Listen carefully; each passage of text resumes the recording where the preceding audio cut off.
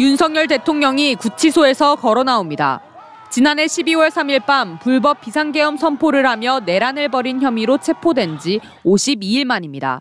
공수처의 3차례 출석 요구에 불응해 2차례 체포영장 집행 시도 만에 구속됐지만 헌법재판소의 탄핵 심판 선고와 본격적인 형사재판이 진행되기 전에 풀려난 겁니다. 평일인데도 창원광장에는 내란 우두머리 윤석열 파면이라는 현수막을 내건 무대 앞에 응원봉과 피켓을 든 시민들이 모였습니다.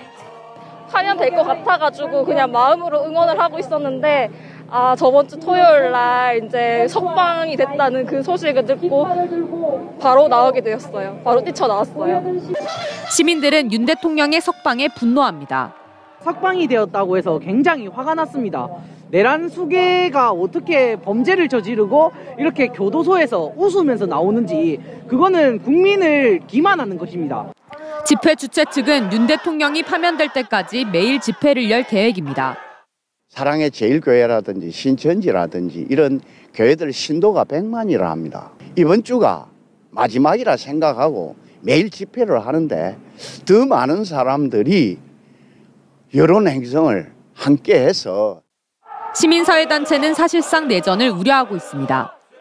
정당과 시민사회 단체의 대표들과 간부들, 국민들의 수거와 처리, 그 과정이 이루어지지 않을까라는 것과 다시 제2의 제3의 서부지법 폭동 이상의 폭동으로 가지 않을까라는.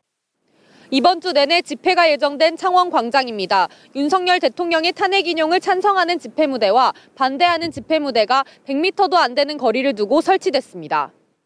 창원시청 앞 광장에는 12.3 내란 사태 이후 토요일마다 탄핵 촉구 집회가, 일요일마다 반대 집회가 열리고 있는데 윤석열 대통령 석방 직후에는 같은 날 같은 장소에서 탄핵 촉구와 반대 집회가 열리며 광장이 남북으로 갈라지기도 했습니다. 위헌 위법적 계엄령 선포로 헌정 질서를 해치고 국가적 혼란을 야기하고도 반성하지도 사과하지도 않는 대통령. 시민들을 다시 거리로 나서게 하고 있습니다. MBC 뉴스 이선영입니다. 지난주 금요일 검찰은 내란 속의 윤석열 대통령을 석방하는 국헌 문란 행위를 저질렀다. 지역 야당과 시민단체는 검찰을 향해 일제히 비난의 화살을 날렸습니다.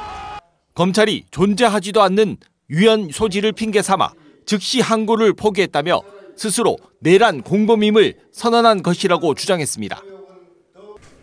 윤석열 석방으로 더욱 명확해졌습니다.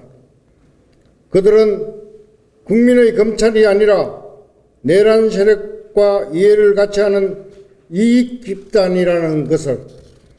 진보당은 대통령 석방에 대해 일찍이 겪어보지 못한 참담한 상황이라고 전제한 뒤 민주공화국의 헌정 질서 자체가 무너질 위기에 처해 있다고 주장했습니다. 그러면서 매주 주말에만 갔던 시국대회를 윤석열 대통령 파면 때까지 매일 열고 시민들의 마음을 하나로 모으겠다고 밝혔습니다.